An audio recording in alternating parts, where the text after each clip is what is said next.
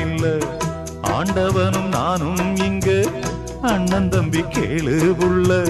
அவனுக்கும் என்ன போல அப்பா அம்மா யாரும் இல்ல.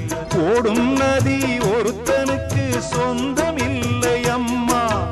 ஓடும் நதி ஒருத்தனுக்கு சொந்தம் இல்லை அம்மா.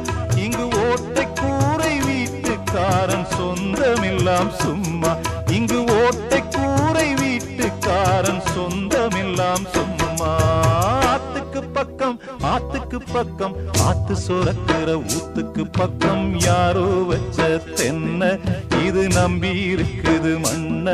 இது தானாக வளர்ந்த மரம்.